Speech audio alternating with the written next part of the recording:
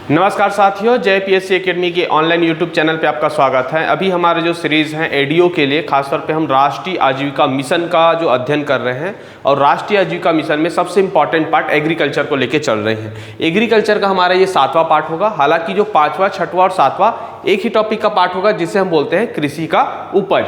कृषि के उपज में जितने सारे हमारे जो प्रोडक्ट होते हैं उनके बारे में हम क्या करेंगे, डिटेल में अध्ययन कर रहे हैं। ठीक है, जैसे कि हमने सबसे पहले चावल के बारे में पढ़ा, फिर गेहूं के बारे में पढ़ा, ठीक है, फिर मक्का पढ़ा, बाजरा पढ़ा, ये सारा चीज पढ़ा। आज का ये अंतिम पार्ट है उपज के बारे में। इसके बाद हम एग्रीकल्चर के कुछ नए टॉपिक पढ़ेंगे। ठीक है, चलिए, तो ये हम लोग इंपॉर्टेंट जो चालू कर रहे हैं कृषि पार्ट 7, ठीक है, कृषि उपज एडीओ क्लास के लिए। हालांकि ये एडीओ क्लास के लिए नहीं है ये वीडियो, इसके साथ साथ आप यूट्यूब जितने सारे हमारे जो सीजीपीएससी के एग्जाम होते हैं जिसमें जियोग्राफी से रिलेटेड कोई भी चीज होता है उसमें आपका क्वेश्चन देखने को मिल सकता है। अभी हम जो चल रहा है वो पढ़ रहे हैं कपास। क्या पढ़ेंगे? कपास। कपास को क्या बोलता है? इसको बोलते हैं व्हाइट गोल्ड बोलते हैं। क्या बोलते हैं? White gold. व्हाइट गोल्ड का मतलब क्या होता है? सफेद सोना। ठीक है, हरा सोना किसको बोलते हैं? ठीक है, तो हरा सोना हमने किसको बोला? बांस को बोला है। यहीं पे लिखेंगे आप लोग, हरा सोना किसको बोलेंगे? बांस को बोलेंगे। और छत्तीसगढ़ में हरा सोना किसको बोलेंगे? तो तेंदुपत्ता को बोलेंगे। ठीक है, ये दोनों चीजें आपको याद रखना है। अब हम लोग चलते हैं, कपास कहाँ बोया जाएगा? तो कपास बोने के लिए सबसे अच्छा जगह क्या होता है? उत्तर पश्चिमी और पश्चिमी क्षेत्र। भारत के उत्तर पश्चिमी और पश्चिमी क्षेत्र की बात करें तो सपोज दैट ये भारत है, ठीक है। देखिए, उत्तर पश्चिमी मतलब हमारा पूरा पार्ट गुजरात का आ जाता है, ठीक है। और एक जो होता है उत्तर पश्चिम, एक होता है पूरा पश्चिम बोलने से महाराष्ट्र। तो गुजरात और महाराष्ट्र के आसपास में, ठीक है, यहाँ पे हम लोग लिख देखते हैं क्या क्या? गुजरात और महाराष्ट्र, ठीक है। यहाँ पे खास तौर पे काली मिट्टी होने के कारण यहाँ का कपास बोया जाता है। ये पहले से बोया जा रहा है। भारत का क्या है? एक देशज पौधा है, ये कहीं से लाया गया नहीं है, ठीक है। आईवीसी काल में हम लोग जब पढ़ते थे, आईवीसी काल आप लोग समझ आता होगा, सिंधु घाटी सभ्यता। जनरली जीएस में जब पढ़ते हैं हम लोग सिंधु घाटी सभ्यता हिस्ट्री की क्लास में, तब वहां पे पढ़ते हैं कि हमारे जो सिंधु घाटी सभ्यता के लोगों को खास तौर पे मेलुहा या तो सीडोन कहा जाता था, ठीक है। मेलुहा या सीडोन, जैसे मेसोपोटामिया के लोग हो गया, ठीक है, या मिस्र के लोग हो गए, ये लोग हमको क्या बोलते थे? मेलुहा बोलते थे, ठीक है। या एक आग जो अमित चंद्र की एक पुस्तक आती है मेलुहा के मृत्युंजय, उस मेलुहा का तात्पर्य क्या था? हमारा जो आईवीसी के लोग थे उनको कहा जाता था। अब यह पता किया गया कि मेलुहा या सीडोन का मतलब क्या होता है, तो वहां पे पता चलता है कि यहाँ सूती कपड़ों के लिए इससे रिलेटेड शब्द था मेलुहा या सीडोन, ठीक है। सूती कपड़ा पहले से ही हमारे भारत में एक्सपोर्ट हो रहा था, इसी वजह से हम मान सकते हैं कि कपास पहले से बोया जा गया था, ठीक है। तो भारत का कैसा पौधा है? ये देशज पौधा है, ठीक है। और भारत एक पहला देश है या एकमात्र देश है दुनिया का जिसने क्या किया? इनके संकर प्रजाति मतलब इसका जो बीटी कपास, जेनेटिक मॉडिफाई किया गया इस पौधे का, ठीक है। तो बीटी कपास एक क्या है? हमारा एक जीएम टेक्नोलॉजी के आधार पे पौधा है जो क्या करेगा? ज्यादा से ज्यादा रेशा देगा और ज्यादा से ज्यादा क्वालिटी वाला रेशा देगा करके इसका संकरण कराया गया है, ठीक। अब ये कौन सी मिट्टी पे होगा? तो काली मिट्टी पे आएगा। काली मिट्टी पे जब हम लोग थोड़ा सा ज्योग्राफी और पढ़ेंगे कि काली मिट्टी से ऐसे कौन कौन उत्पाद हम क्या कर सकते हैं, खासतौर पे बेहतर होता है उनके लिए। तो काली मिट्टी में हम लोग यहाँ पे लिखते हैं, एक होता है चना। क्या होता है? चना। एक होता है सोयाबीन, ठीक है। एक होता है कपास और एक होता है गन्ना। ये 4 पौधा खासतौर पे आपको याद रखना है। चना मतलब जितने दलहन फसलें होते हैं, दलहन फसलें हो गए, ठीक है। ये हो जाएगा सोयाबीन, ये कपास और गन्ना। ये फसल ऐसे हैं जो काली मिट्टी में ज्यादा होता है क्योंकि इसकी जो खासतौर पे नमी धारण करने की क्षमता जो होता है वो ज्यादा दिन तक के रहता है काली मिट्टी में, क्योंकि इसकी मिट्टी में क्या होता है? जीवांश की अधिकता होती है और वो जीवांश क्या करता है? पानी को सोख के रखा रहता है, बहुत दिन तक के रखा रहता है, जिससे क्या होता है? जड़ों में हमेशा आर्द्रता बनी रहती है, ठीक है। और आर्द्रता बनी रहती है, इस वजह से गन्ना हो गया, जो सोयाबीन हो गया, ठीक है, ऐसे पौधे के लिए बहुत ही हितकर होता है, प्रॉफिटेबल होता है, ठीक है। तो ये याद रखेंगे। कपास के रेशे के बीज से प्राप्त होता है। कपास क्या है? तो कपास होता है एक छत्तीसगढ़ी में क्या बोलते हैं? कपास को पोनी बोलते हैं। क्या बोलते हैं? पोनी। तो पोनी किससे निकलता है? पोनी जो होता है काला वाला बीज होता है, उसको जब बोते हैं भिंडी आकार का दिखता है उसका पौधा, और उस भिंडी आकार के पौधों में क्या होता है कि एक फल बनता है। उस फल के चारों तरफ क्या करता है, व्हाइट व्हाइट करके वो रेशा निकलते हैं। ठीक है, अगर हम बात करें कपास छत्तीसगढ़ में बेमेतरा जिला के आसपास आप जाके देखिए, क्योंकि पूरा काला मिट्टी है, वहाँ पे बहुत ज़्यादा बोया जा रहा है कपास को। ठीक है, जैसे सोयाबीन कुछ एरिया में अच्छे नहीं हो रहा है, वहाँ पे कपास एक बेहतरीन ऑप्शनल है, ये मान सकते हो आप। ठीक है, ये हो गया हमारा कपास, एक्सपोर्ट में नंबर 1 थे। ठीक है, भारत में जब सोने की चिड़िया क्यों कहते थे, क्योंकि सूती वस्त्रों का क्या था, हमारा भंडार था। जब अंग्रेज लोग ईस्ट इंडिया कंपनी के रूप में आए तो इसी सूती वस्त्रों को क्या कर लिए, पूरा कच्चे मालों को ब्रिटेन लेके गए, और ब्रिटेन लेने के पश्चात वहां से क्या करते थे, वहां की जो बने हुए कपड़े थे विदेशी उत्पाद, उनको हमारे देश में बेचा करते थे। इससे क्या हुआ कि हमारे देश के लोग जो हस्तशिल्प उद्योग थे, ठीक है, जो कारीगर थे, उनके लिए कच्चा माल मिलना बैन हो गया। अब वो क्या हो गए, सारे बेरोजगार हो गया। तो इसी वजह से बोला जाता है कि कई जगह कोटेशंस भी मिलेंगे आपको। कैसे कोटेशंस मिलेंगे आपको, कि जैसे कि भारत एक सूती वस्त्रों का क्या था, भंडार था। ठीक है, उसे विदेशी वस्त्रों से लदा दिया गया या तो उसे भर दिया गया, ऐसे करके भी बोला जाता है। ठीक है, तो ये आपको याद रखना है कपास के बारे में, बहुत इंपॉर्टेंट टॉपिक है कपास, और हर जगह आपसे देखने को मिलेगा। दूसरा इंपॉर्टेंट होता है हमारा गन्ना। गन्ना को याद रखेंगे। ठीक है, गन्ना देखिए, गन्ना क्या है, एक उपोष्ण और उष्ण कटिबंधीय पौधा फसल। देखो, उष्ण कटिबंधीय पढ़ाया था, भूमध्य रेखा के आसपास जो इलाका होता है वहाँ पे बहुत ज़्यादा बोया जाता है। जैसे गन्ना हम लोग बात करते हैं, गन्ना ब्राजील में भी बहुत ज़्यादा बोया जाता है। ठीक है, वो भूमध्य रेखा के आसपास पड़ता है। तो भूमध्य रेखा और कर्क रेखा, भूमध्य रेखा और मकर रेखा। देखिए, पृथ्वी की स्थिति क्या होता है, बाद में हम लोग बढ़ेंगे, हालांकि टॉपिक का हिस्सा नहीं है।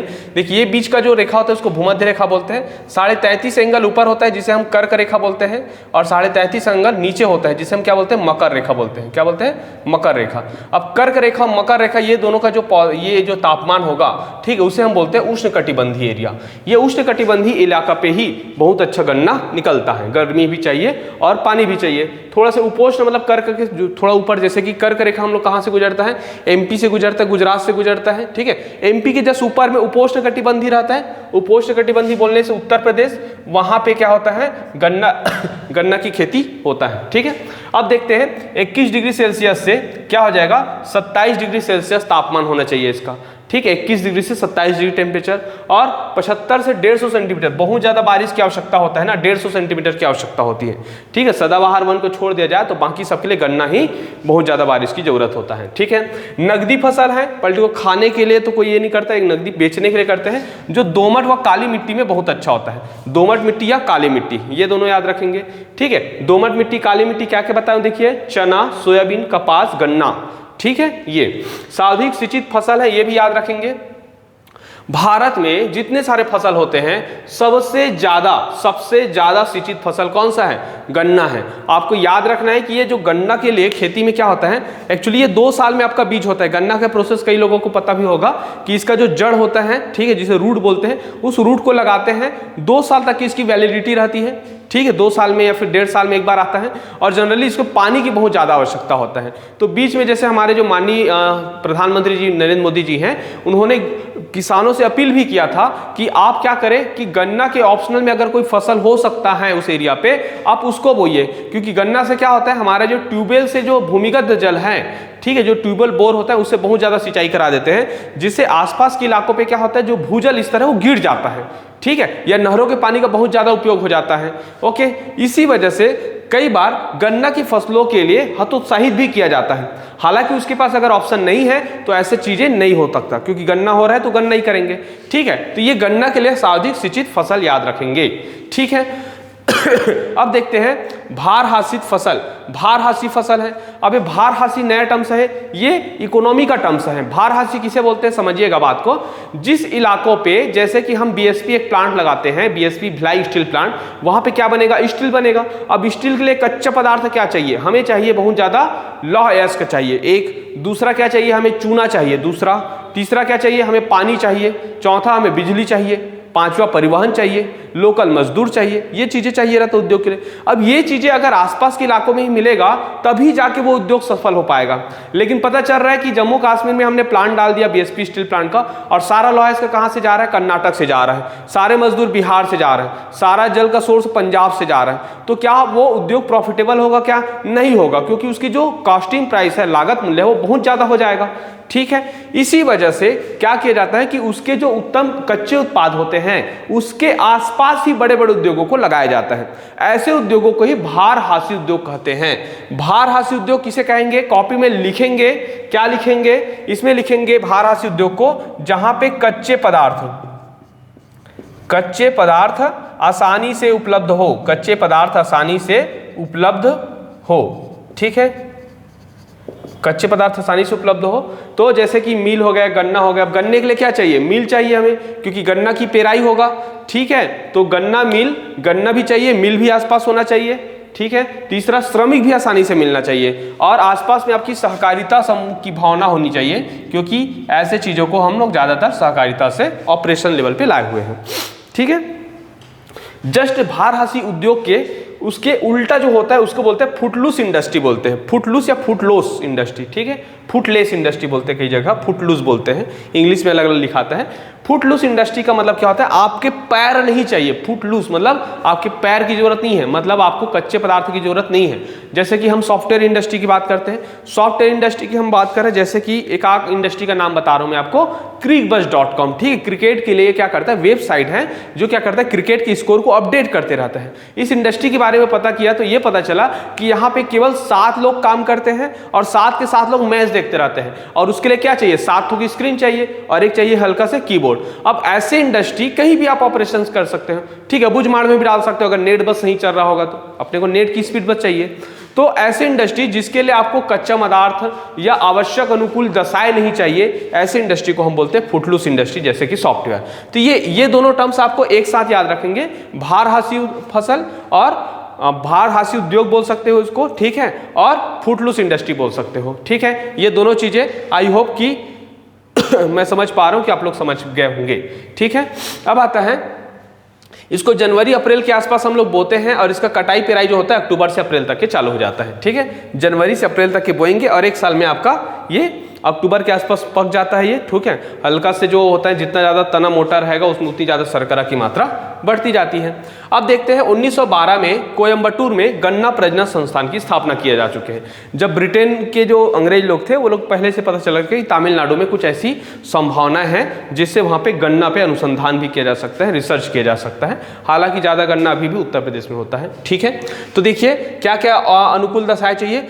समकारी आर्द्रता युक्त जलवायु, आर्द्रता युक्त जलवायु होनी चाहिए। ठीक है, आपकी जो जलवायु है कैसा होनी चाहिए?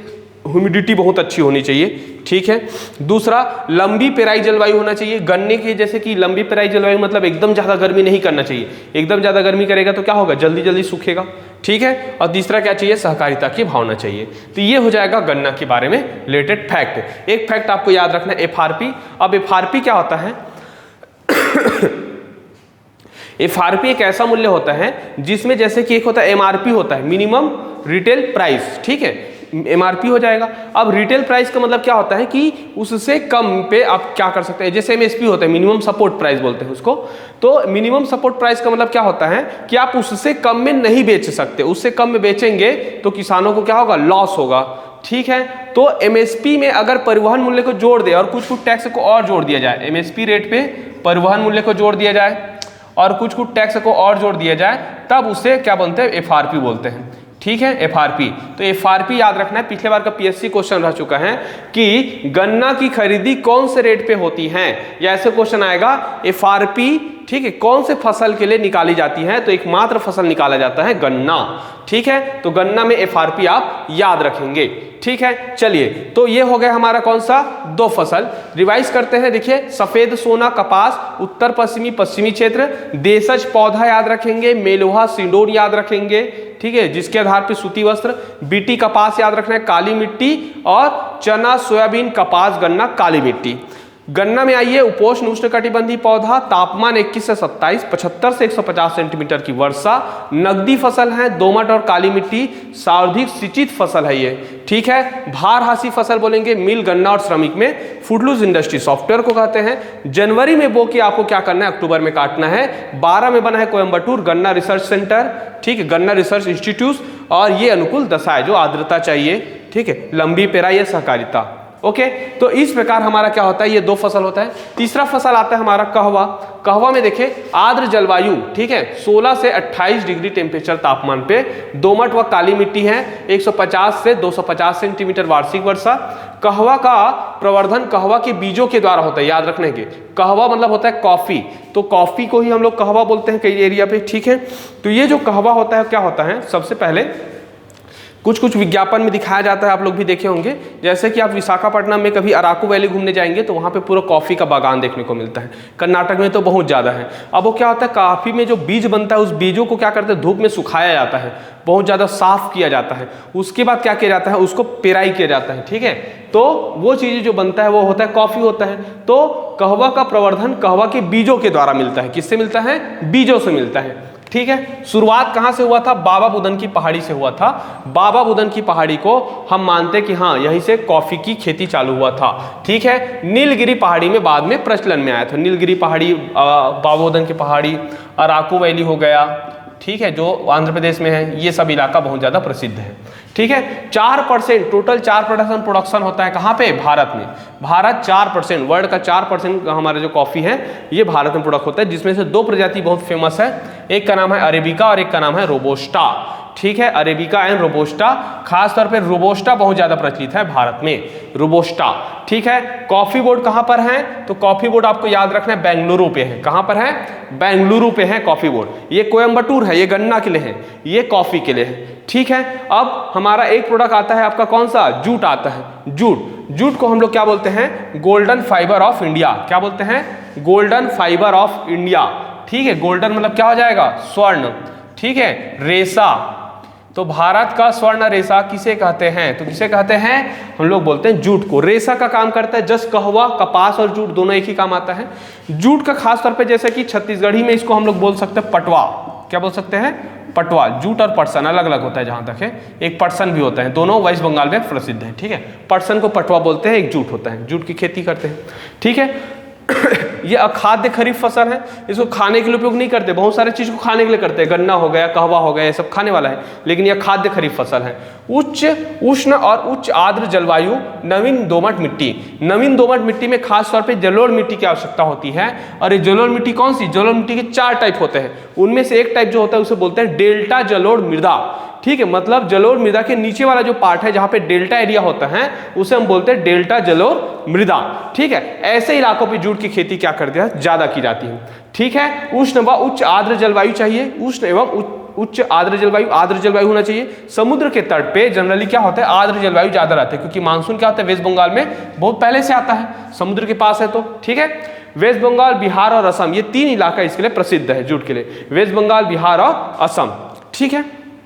ये हो गया हमारा 2 पार्ट। अब हम लोग देखते हैं मसाले की खेती। मसाले की खेती इसके रिवाइज करें तो देखो, कहवा पढ़ा, आर्द्र जलवायु, दोमट काली मिट्टी, कहवा का प्रसिद्ध, कहवा के बीजों में बाबा बुदन की पहाड़ी, नीलगिरी की पहाड़ी।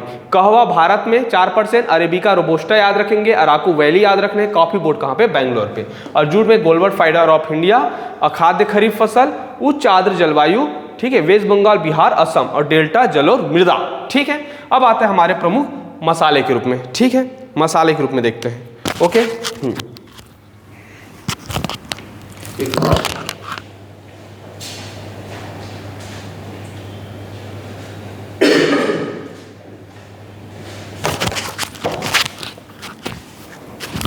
ठीक है, देखिए हम देख रहे हैं क्या, प्रमुख मसाले के रूप में। मसाले को देखें तो हम लोग देखेंगे इलायची। इलायची को देखिए, इलायची में क्या है, इसे हम बोलते हैं ग्वाटेमाला व भारत। पहला जो देश है जो सबसे ज्यादा इलायची प्रोडक्शन करता है उसका नाम क्या है, ग्वाटेमाला, ठीक है। और दूसरा जो देश है वो कौन है, भारत। तो भारत इलायची में सेकेंड नंबर का है।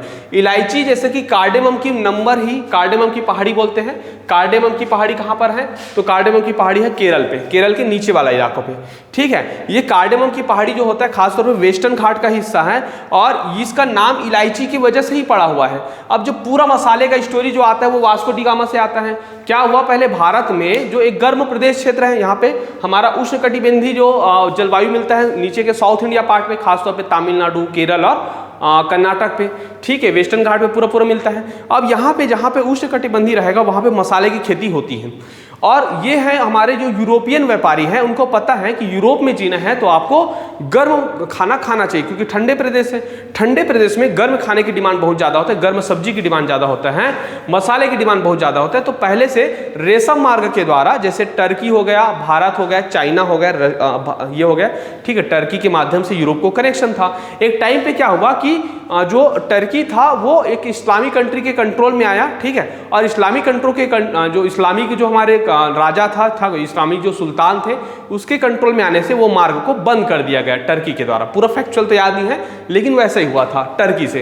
अब क्या हुआ कि जब भारत और यूरोप का जो कनेक्शन था वो टूट गया, तब यूरोपीय व्यापारी के द्वारा, यूरोपीय शासकों के द्वारा ये खोजा गया कि कहीं भी कैसे भी करके भारत का नवीनतम खोज होना चाहिए। अब जब नवीनतम खोज होना चाहिए तब क्या किया, अपने रिसर्च एंड डेवलपमेंट को आगे बढ़ाते हुए सारे जितने सारे समुद्र खोजी थे उनको भिड़ा दिया गया इस काम में। अब इसी काम में क्या हुआ, 2-3 लोग निकले थे। एक का नाम है कोलंबस, आपने सुना होगा। एक का नाम अमेरिगो वेस्पुची का नाम सुना होगा। एक का नाम है मैगलन सुना होगा। एक का नाम है वास्को डी गामा सुना होगा। तो इसमें सफलता किसको मिला, वास्को डी गामा को मिला, ठीक है। कोलंबस भी खोजा, लेकिन कहाँ चला गया, वेस्ट इंडीज चला गया वो, वेस्ट इंडीज मतलब अमेरिका चला गया वो, ठीक है। अब क्या हुआ, यहाँ पे जब गया तो पता चला कि यहाँ का जो मसाला है उसको वहाँ जाके महंगे दामों में बेचा और समुद्र मार्गों पे कब्जा करना चालू कर दिया। और यहीं से क्या हुआ, हमारा जो उत्पाद था, जो सोने की चिड़िया बोलते हैं, जैसे एक कपास के बारे में है, एक मसाले के बारे में, ये सारा का सारा प्रोडक्शन क्या हो रहा, भारत में होता था, लेकिन बिकता कहाँ पे, ब्रिटेन में बिकता था, ठीक है। तो ये चीजें हैं, पहले से बहुत ज्यादा महत्व रहा है। इलायची, ग्वाटेमाला बाद भारत, पश्चिमी घाट, कार्डेमम की पहाड़ी, केरल, तमिल फर्स्ट सेकेंड।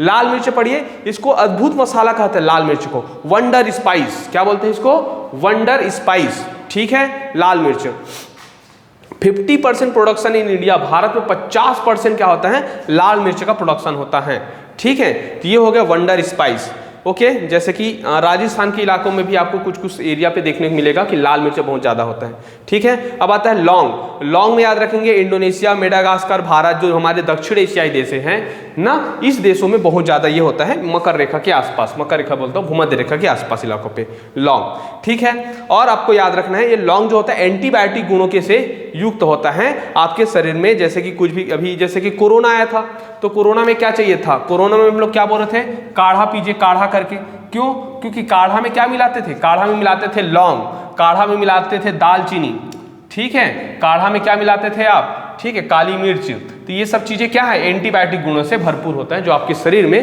प्रतिरोधात्मक क्षमता को क्या करता है, बढ़ाता है, ताकि कोरोना से आपके शरीर लड़ सके, ठीक है। तो केरल और तमिलनाडु को आप याद रखेंगे, ठीक है, ये हो गया।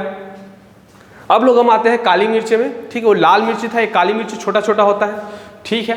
काली मिर्च पश्चिमी घाट से इसका उद्भव चालू हुआ बोलते हैं, ठीक है।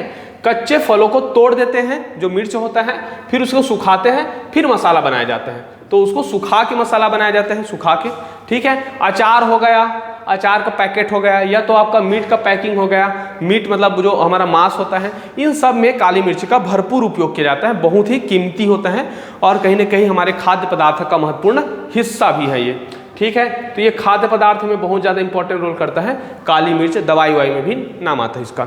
अब आता है हल्दी। हल्दी क्या है, दक्षिण पूर्व एशिया का पौधा है ये, ठीक है, उष्ण कटिबंधीय फसल है ये, लाल मृदा वाले, जहाँ पे सिंचित क्षेत्र ज़्यादा होता है वहाँ पे ज़्यादा होता है। देख, कोई भी क्वेश्चन कहीं से लाइन से बना सकता है, मेरे की गारंटी नहीं कि मेरे कौन सा क्वेश्चन आएगा, इस वजह से हम सारों को पढ़ दे रहे हैं ताकि आपको दिक्कत ना हो। आप प्रॉपर नोट्स बनाएंगे तो आपको कोई भी क्वेश्चन छूटने वाला नहीं है, ठीक है, यही तैयारी होता है। दक्षिण पूर्व एशिया का पौधा, उष्ण कटिबंधीय फसल, लाल मृदा वाले वर्षा सिंचित क्षेत्रों में, ठीक है। हल्दी के जड़ों को क्या करते हैं हम लोग, उबालते हैं। हल्दी के जो जड़ होते हैं, क्योंकि इसका जड़ इंपॉर्टेंट है, उसको उबालते हैं, फिर सुखा के उसको बाजार में बेचने हेतु उपयोग में लाया जाता है, ठीक है। उसके बाद उसको पीसा भी जाता है। प्राकृतिक रंगों के निर्माण में ना पीला वाला कलर हो गया, या तो औषधि बनाने में, ठीक है, औषधि बनाने में, जैसे कि आपको खांसी हो रहा है तो आप क्या करेंगे, दूध के साथ हल्दी पी लीजिए, ऐसा इन क्षेत्रों में उपयोग किया जाता है। खाद्य पदार्थों में भी महत्वपूर्ण हिस्सा है। विदाउट हल्दी भारत में खाना ही नहीं बन सकता, सब्जी तो नहीं बन सकता, ठीक है। ये हो गया हल्दी, हरिद्रा बोलते हैं इसको। अब आता है दालचीनी। दालचीनी को याद रखना, श्रीलंका की मध्य पहाड़ियों में हुई थी इसकी दालचीनी का आविष्कार, ठीक है। दालचीनी अभी ज्यादा हाईलाइट आया कब, जब कोरोना हुआ तो ये महत्वपूर्ण हिस्सा किसका था, काढ़ा का हिस्सा था दालचीनी, ठीक है। दालचीनी एक्चुअली क्या होता है, उनका जो ऊपर का जो छाल होता है, दालचीनी का छाल, वो बहुत ज्यादा इंपॉर्टेंट होता है।